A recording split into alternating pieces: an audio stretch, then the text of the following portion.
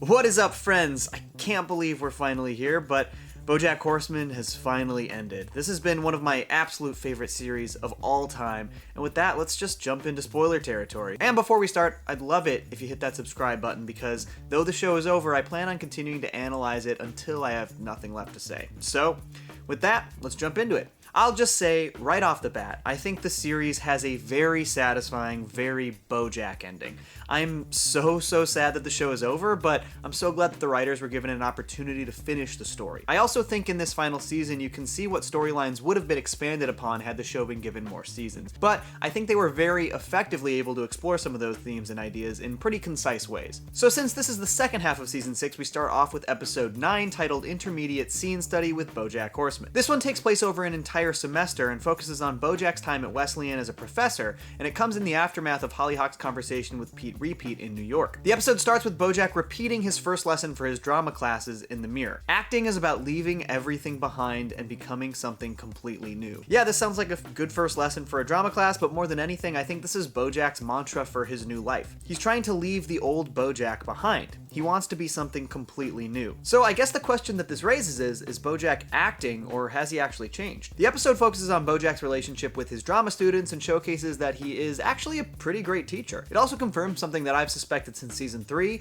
and that's that BoJack would probably make a really great director. The way he workshopped his students' performances and scenes was incredibly effective, and back in season 3 when he briefly worked on Ethan Around, I saw that same insight into sitcoms and performances that he showed off here. Maybe if he hadn't thrown Herb under the bus during Horse and Around and maintained a working relationship with him, he would have seen that skill set sooner. The other major aspect of this episode is about BoJack and Hollyhock's relationship at Wesleyan. One of my favorite developments was that Hollyhock started to play rugby. Now, it's never outright said, but it's very clear that Hollyhock did learn about BoJack's exploits in New Mexico. The way Hollyhock is reluctant to spend time with BoJack and the things she says fully show that her opinion of BoJack has changed. The saddest part is, of course, that BoJack really is making an incredible effort to connect with Hollyhock. He ends up learning everything there is to know about rugby just for her, which leads to Hollyhock quitting the team. BoJack even offers to leave Wesleyan if it's too much for Hollyhock, and it leaves off with a pretty optimistic vibe that their relationship can start to mend the following semester, which unfortunately never comes to fruition because of the events of the rest of the season. We also see how Princess Carolyn seems to continue to struggle to turn off her sort of Hollywood manager mind.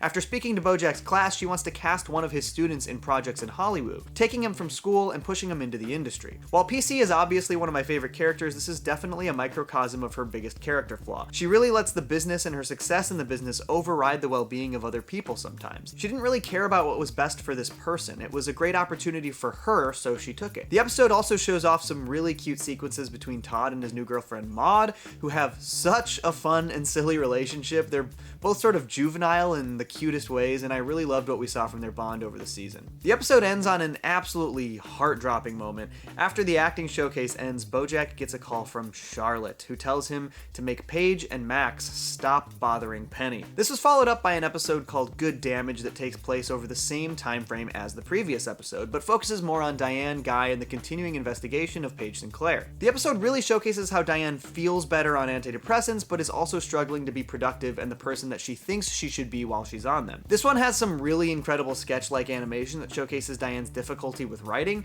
While trying to write her memoir, the sketches are chaotic and undetailed. These sketches tend to fly off into tangents based on Diane's past traumas and insecurities, and she really struggles to focus. Eventually, she begins writing a completely different story called Ivy Tran Mall Food Court Detective, and during these sequences, the sketches become fully fleshed out, colorful, and beautiful drawings and animation. It's a really fun visual representation of how fleshed out each of her different styles of writing are. The Ivy Tran novel was very easy for her to write. It was fully realized, and so the animation followed suit. But she feels incapable of writing real insightful analysis of her own trauma and damage while she's on her meds, even though that's what she feels like she should be writing. Ultimately, she recognizes the benefits of writing Ivy Tran on a personal level and in terms of making an impact on a younger generation. The other part of this episode focuses on Paige and Max as their investigation brings them to New Mexico. They continuously pester Penny about BoJack and Sarah Lynn, and she tells them how she saw BoJack and Sarah Lynn at Oberlin during their bender back in season 3. Charlotte doesn't want Penny to go on the record, but Penny feels like she needs to. She wants to tell the reporters about what happened between her and BoJack. Charlotte does not feel the same way, mostly because she's scared to admit her own mistakes from that night, presumably kissing BoJack in their backyard. It shows how the events of season 2 had lasting effects on Charlotte Charlotte and Penny,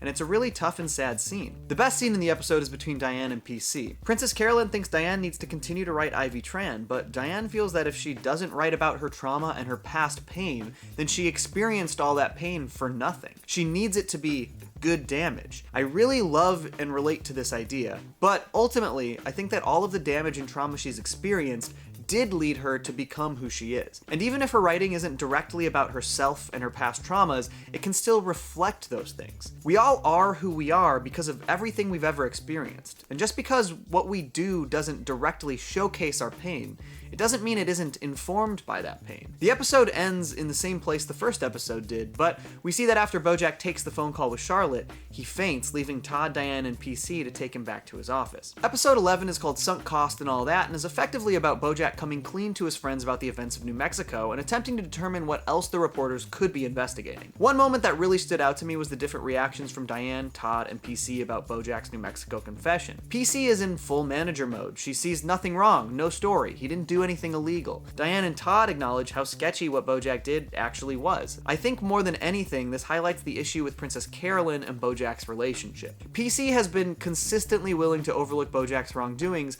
because of their professional relationship. Or maybe it's because of the combination of their professional and personal relationship. This is something she comes to terms with over the final 8 episodes. The crew tries to figure out all of the shitty things that BoJack has ever done, and we see a pretty hardcore breakdown of most of the things we've seen over the course of the series. I think the most heartbreaking moment here is when Todd has to write all the shitty things BoJack did to him on the whiteboard himself. BoJack still doesn't really remember or think about those things, and that sucks. I still mourn the loss of your rock opera, Todd. I still hope you make it one day. The stress of this situation starts to slide BoJack back into his old patterns and attitudes, which is a real bummer to watch for us as the audience and for his friends as well. I wasn't sure if we were going to see BoJack return to some of his previous cycles of bad behavior we'd seen, but I hoped we wouldn't. Some of this season's plotlines progressed a little quicker than I anticipated though, and it made sense that BoJack had one more major valley to fall into. The other parts of this episode takes place in Elefino, the newly rebranded Elefante restaurant owned by Peanut Butter, Pickles, and Pogo. We simultaneously see Paige and Max interrogate Mr. Peanut Butter while Pickles and Joey Pogo's relationship transitions from friction to friction, if you know what I'm saying. I actually really loved this end to Mr. Peanut Butter and Pickles' relationship.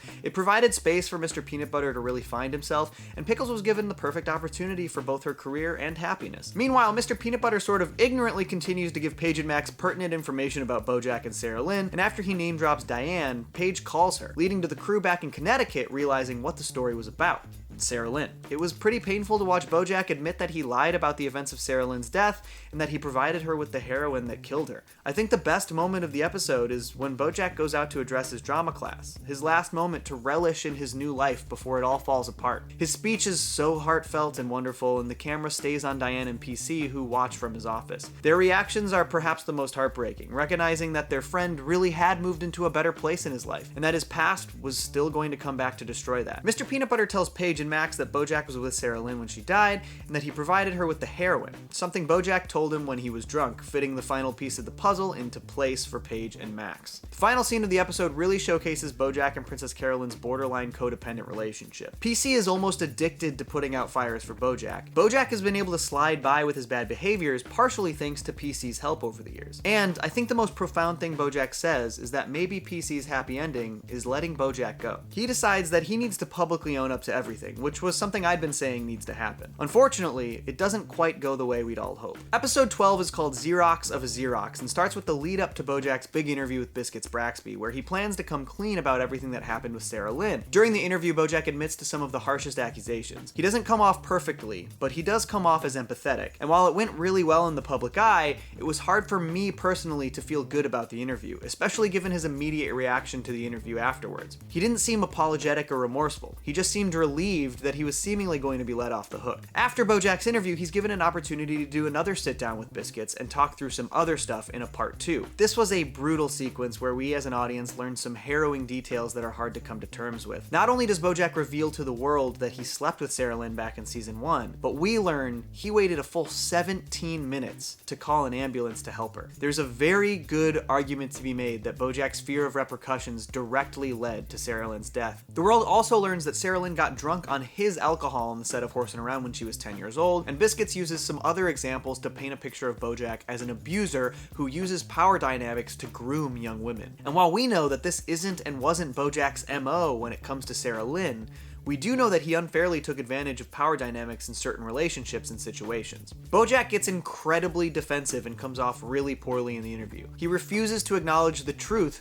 that his status and celebrity gives him a power imbalance over other people. It sucked to see BoJack throw Sharona under the bus and dodge responsibility for all of the other shitty things that he'd done. It also leads to PC recognizing what BoJack said in the previous episode, that maybe her happy ending stems from letting BoJack go. The other part of the episode shows the major effects that BoJack's downfall has on his friends' lives. Princess Carolyn goes home defeated, but when she gets there, she recognizes what's most important in her life. Todd's reflections on his life with BoJack lead him to decide to get an apartment with Maud and start living his own life. Diane can't focus on her writing even though she doesn't want to stress about BoJack anymore. She watches the end of BoJack's interview, and the very last thing that he does in his disastrous defensive display is acknowledge who he is. A destructive person who hurts those around him. I'm grateful they showcased this moment, and I'm grateful that in the end, despite his poor decision making, he acknowledged these things about himself. It's just a shame that he didn't come forth with it willingly, and that he fought and struggled until it was pried out of him. Episode 13 is called The Horny Unicorn and jumps forward in time a bit. BoJack is trying really hard to get in contact with Hollyhock, but she won't answer his calls. At this point, he's settled in court with Sarah Lynn's family for $5 million. This was a really interesting plot point for me because while my heart breaks for Sarah Lynn's mother, this also means that Sarah Lynn's stepfather is on the receiving end of the settlement too. While it isn't explicit, it's heavily implied that he abused Sarah Lynn throughout the series. The only reason Sarah Lynn was even in BoJack's dressing room when she got drunk is because she didn't want to be around her stepdad. While at first I was expecting Sarah Lynn's past with her stepdad to come up in these final 8 episodes more prominently, I think it was even more powerful that it didn't. It presents the realistic scenario that unfortunately is very prevalent in the world. That sometimes abuse goes unnoticed and unpunished. That some abusers get away with their crimes and even benefit from it in the long run. The fallout from BoJack's cancellation is pretty significant. Even the people in his AA meetings hate him. On an even sadder note, Sharona doesn't even show up to these meetings anymore, likely because BoJack threw her under the bus in the interview. After his AA meeting, Vance Wagner offers to be his sponsor, who you might remember as season 5's abusive Mel Gibson surrogate, who was canceled and uncanceled and canceled again. This was some really interesting commentary on what canceled celebs do post-cancellation. Throughout this episode, even BoJack's friends are worried to be seen or spend time with him. The people who are supposed to support him at AA have turned against him. So what does he do? He turns to the only person who's willing to be friends with him. Another canceled shitty dude, Vance Wagner. I guess the big question that this raises is if society ostracizes and exiles these people, and the only support that they find is in other bad people, will they ever grow or change? If we exile these crappy people, are we ultimately just perpetuating more bad behavior? So because of the Sarah Lynn settlement, BoJack is now broke and forced to sell his own home. On his way out, he gets his final pieces of mail sent to the house, which includes a letter from Hollyhock, which he is understandably terrified to open. Todd and Maud also hold a housewarming party in this episode, inviting literally everyone except BoJack. Since BoJack wasn't invited, he ends up turning to the one dude who will hang out with him, Vance Wagner, leading to a really weird night with a really crappy dude. I think in this episode he starts to recognize that Vance is actually a really bad guy. While on USC's campus, BoJack meets a frat guy who thinks BoJack got a bad deal, and he invites him back to the frat house. This storyline does a really interesting job exploring life post-cancellation and how canceled people can find support in places that might ultimately lead them to backslide further and perpetuate their bad behavior. This was something that felt like it could have been explored even more thoroughly had the show gotten more seasons, and I expect that they probably would have addressed it even more. At the end of the episode, BoJack starts to leave the frat party before deciding to read Hollyhock's letter. We never see the actual words that she writes, but the implication is clear. She's cut BoJack out of her life and even changed her cell phone number. This was really painful for me to watch. My biggest fear going into the final 8 episodes was if BoJack would be able to form a meaningful relationship with his sister. He tried really hard, but ultimately his past caught up with him and Hollyhock didn't like what she had to see. Episode 14 is called Angela and sees the return of ABC's network executive Angela Diaz, the same network exec who convinced BoJack to stay on Horsing Around instead of sticking by Herb when he was unfairly fired. This is the last real episode where we follow any of these main characters in this timeline, as the last 2 episodes change things up quite a bit, so we get a lot of very solid closure between some of our other main characters. Princess Carolyn and Judas' storyline is really lovely. PC gets a huge opportunity to develop a slate of dream projects, but Judas' band is also playing a gig that night. Princess Carolyn ends up leaving her work to go see Judah, who she finds has left his gig to go help Princess Carolyn. Before this season, I had never really thought of Judah and PC as a couple, but this scene absolutely sold it for me. Judah plays his song for Princess Carolyn, and it was really emotional. The song is just so perfectly Judah. It's so calculated and precise, and that's the charm. Its lack of creativity is fueled into a strangely passionate love song for Princess Carolyn, and it's truly lovely. This episode also finally gives Todd some significant dramatic character moments that I was hoping for, but in a very silly Todd way. He's still struggling to meet with and connect to his mother, even after donating his kidney to her last season, so he concocts a scheme with who else? Character actress Margot Martindale. It ultimately gives Mrs. Chavez a panic attack, but leads them to finally reconnect in a really, really sweet way. While this storyline maybe would have benefited from a little bit more runway, I was pretty happy with how it turned out. It was really adorable to see how similar Todd and his mother are, and the acknowledgement that despite her regrets over exactly how she kicked Todd out, it did ultimately lead him to become a stronger, independent person. And let's be honest, Todd's resume is insanely robust. He wrote a rock opera, was in the LA Philharmonic, he saved a pregnant lion from drowning and then delivered her baby, started a successful rideshare company, became a brief millionaire, was the governor of California. You don't have to list everything. Okay, but the list goes on. Diane and Mr. Peanut Butter also have an incredible closure-filled conversation that made me pretty happy. After Diane sees that Mr. Peanut Butter wrote a memoir, she calls him and they talk about how much they've grown as people and how much better they're doing now. Diane has found success and happiness and has stopped herself from wallowing in sadness. Mr. Peanut Butter is finally learning how to be himself after burying himself in relationships for his entire life. My favorite moment here is when they acknowledge that if they had met now, they would maybe be perfect for each other, but also, if they had never met previously, they wouldn't be who they are now. I think this is one of the central ideas behind this season, that the culmination of all of our experiences make up who we are. We can't always expect it to be good damage like Diane so desperately wanted it to be, but we can always learn and grow. Sometimes damage is just damage, and sometimes there are rockier bottoms under our rock bottoms. You can either let those things destroy you, or you can learn from them and grow, even if you can't justify them. And that brings us to BoJack's rockier bottom. BoJack has fallen back off the wagon. He's drinking vodka out of a water bottle again, just like in the 90s, and he gets an unexpected invite to Angela Diaz's home. She shows BoJack the never-to-be-released Blu-rays of Horsin' Around and offers him a significant sum of money to buy him out of his Horsin' Around back end. They want to cut BoJack out of all of the backlog of Horsin' Around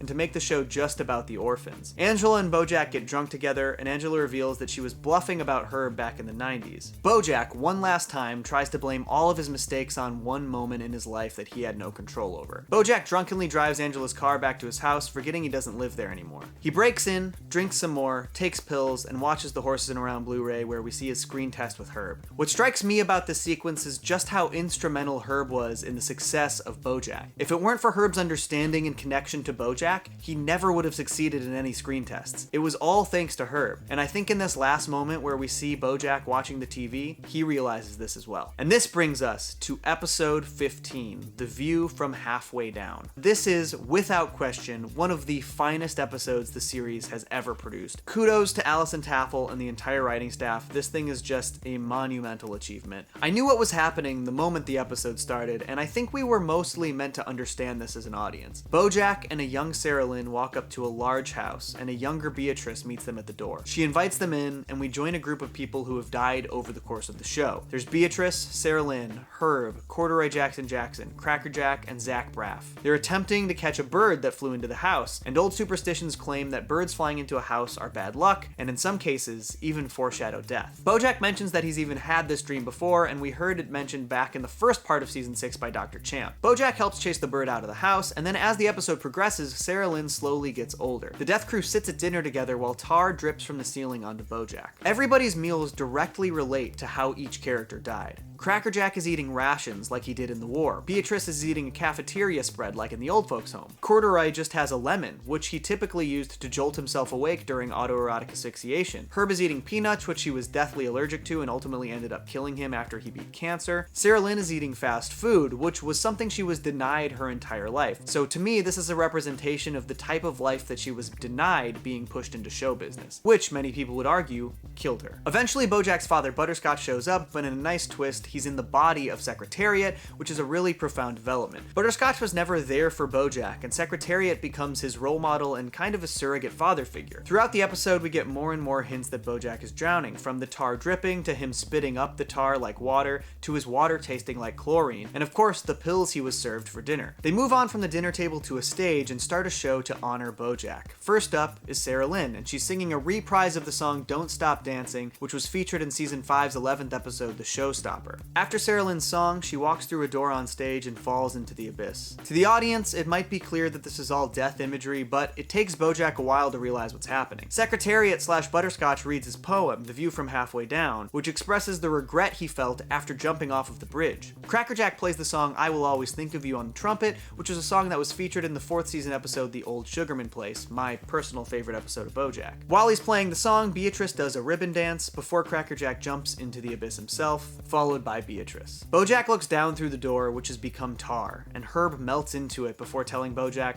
there's no other side. BoJack isn't ready to accept his fate, and he runs away trying to call Diane again. He can't find his way out of the house, but he does find a phone, and he calls Diane. And this is when he remembers what happened to him. Diane never picked up the phone when he called her. It's in this moment that BoJack finally accepts his own death. This ending fully had me convinced that BoJack was gone. But if I had just watched the entire credits, I would have heard the heart rate flatline start beeping again. There is just so much in this episode, and I honestly barely scratched the surface. There's so much imagery left to dissect, and I'm really excited because I'm going to do an individual breakdown of the entire episode, which will actually be the first in a series of individual episode breakdowns that I do moving forward. There are about a dozen individual episodes that I plan on breaking down in depth, so please keep an eye out for those. The final episode is called Nice While It Lasted, a fitting title for the finale of the series. It starts with a montage showing the aftermath of the previous episode. BoJack was found face down in the pool by the family that lives in his old house, and he was subsequently arrested for breaking and entering, and then sentenced to 14 months in prison. We see that much like rehab, prison is actually pretty good for BoJack. When he's stuck somewhere that removes his vices and gives him structure, he does really well. The episode picks up 10 months after a sentence where he actually gets a one-day release for Princess Carolyn's wedding. One of my favorite details in this episode is a little background update we get on Gina Cazador. We see a billboard for the Fire Flame film that was the focus of season 6, episode 8, and we see that Gina actually did end up getting the starring role. This is a really smart way to give us a little update on the character after she was left in pretty significant turmoil last we saw her. One of the other smartest things this episode did was only focus on our main characters. There are literally no speaking roles outside of BoJack, Mr. Peanut Butter, Todd, Princess Carolyn, and Diane. And in a hilarious final sign gag for the show, Mr. Peanut Butter tries to replace the D in the Hollywood sign and accidentally turns the town into Hollywoob. Kind of a perfect send-off for that. BoJack spends some really nice quality time with Mr. Peanut Butter, and this is something that he never would have done when the show started. When he gets to the wedding, Todd takes him outside to look at the fireworks and sits on BoJack's shoulders. I really love this moment because it's symbolic of the fact that Todd had been living off of BoJack for years and that BoJack couldn't let Todd go. But now he lets him down and lets Todd stand on his own 2 feet. And I think this conversation is another one that's really representative of where the characters will go and what the philosophy of the show actually is. BoJack expresses the fear that out of jail he'll fall into his old vices and that he won't stay sober. And Todd tells him that if he doesn't stay sober, he'll get sober again. This show represents life as a series of peaks and valleys, and the sobriety question is a microcosm of that. BoJack could fall off the wagon again. He could fall into another valley, but all you can do to move forward is climb back up another peak. You do the hokey pokey, and then you turn yourself around. That's what it's all about. I really adore how insightful Todd is and how much he cares about BoJack. He also makes what I see as some meta commentary about the show. But isn't the point of art less what people put into it and more what people get out of it? BoJack gets some really great closure with Princess Carolyn too. The moment that really shows how Princess Carolyn has grown over the series is when BoJack tells her he might need representation when he gets out of prison, and Princess Carolyn tells him she can recommend some great people. Princess Carolyn loves and cares about BoJack still, but she isn't going to be there to put out his fires anymore. She's not there to represent him. She's moved on for the better, and their time together has come to an end. Finally, we get to the final scene. BoJack and Diane sitting on the roof, just how they ended the very first season of the show. We learn that BoJack left Diane a voicemail the night he almost died, and that Diane was convinced he was dead. This almost derailed her life, but she still ended up moving to Houston with Guy, and they got married. I am so happy that Diane shows happiness, and even though she says that she doesn't trust the happiness, she trusts God. She's willing to take a chance on happiness, and this is the growth that I've always really wanted for Diane. She also says another one of my favorite lines in the entire series here. There are people that help you become the person that you end up being, and you can be grateful for them, even if they were never meant to be in your life forever. This really reflects how I feel about the people that have been in my life. I'm so grateful that I become the person I am, and I don't think I would be the person I am if I hadn't met the people I've met, been with the people I've been with. So, therefore, I'm really grateful for all of them. Even if sometimes these memories of those people bring me pain or regret, I'm just grateful, because I am who I am because of them. BoJack implies that this could be the last time he and Diane ever talk to each other, which leads to Diane thanking BoJack and telling him it's going to be okay and that she's sorry. I think the show's implication here is that they really might not ever talk to each other again. And after Diane got that voicemail from BoJack, she wants to make sure she says those things to him in case she never gets another chance to. Before she leaves, BoJack tells her a prison anecdote. It's pretty silly, but I don't think the point of this scene was the anecdote. It really just jumpstarts that patented BoJack and Diane banter that was showcased throughout their friendship. It feels like old times. And after the anecdote, the two of them sit there looking at the stars, neither wanting to leave. The song Mr. Blue by Catherine Feeney starts playing, which is a gorgeous song to end the show on. It lingers on BoJack and Diane, and it cuts to the credits for the final time, ending possibly my favorite TV show of all time. I am just so unbelievably satisfied by the ending of BoJack Horseman, and I'm also really sad and kind of empty feeling. I can't really explain how much I love this series. I think the most profound thing about the show is how much people see themselves reflected in it, and how much it reflects real life, despite being about animal people. It's helped so many people understand themselves, so many people seek help, so many people work through their struggles, and it's given us such a profound brand of entertainment that I can't really even put into words, even though I've made 24 videos dissecting the damn thing. While this is probably the happiest possible ending I could have ever imagined we got for a show like BoJack Horseman, it wasn't all neatly tied in a cute little bow. Lingering threads in real life don't get neatly tied up all at the same exact time. They wrap up in their own time. We never saw Hollyhock after episode 9, and we know that she cut BoJack out of her life. That's a really sad way to end the series. We also know that life goes on. The show is ending, but that doesn't mean somewhere down the line in BoJack's life, Hollyhock won't reach back out to him. On the flip side, we also know that Penny still felt like she needed to speak to someone about what she went through in New Mexico. She clearly decided to keep it to herself for now, but that doesn't mean that she might not want to speak her truth in the future. Sometimes life just has these kinds of lingering threads. They might be wrapped up one day, but also they might not be. That's just the hard truth of living life on Earth. I know that this show has meant a lot to all of you, just like it has to me, so this is where I want to pass it off to you. Tell me in the comment section how this show makes you feel. Tell me the way it's helped you better understand parts of your life. And of course, tell me if you liked this final season of this incredible series. I'm still gonna hold out hope that one day down the line we get more episodes of BoJack Horseman, or maybe just a special, or hell, even Todd Camino. But if we don't ever get that, that's okay. Sometimes things end, but hey, it was nice while it lasted. If you like this video, I really want to encourage you to hit that subscribe button and stay tuned, because even though BoJack Horseman is over, this is the show that it just keeps on giving. Like I mentioned earlier, I've got about a dozen individual episodes of the show that I want to do in-depth breakdowns and analysis for, so if you like what I have to say about the show, I really hope you stick around for those. Goodbye everyone, and goodbye BoJack. Johnny to Cellos!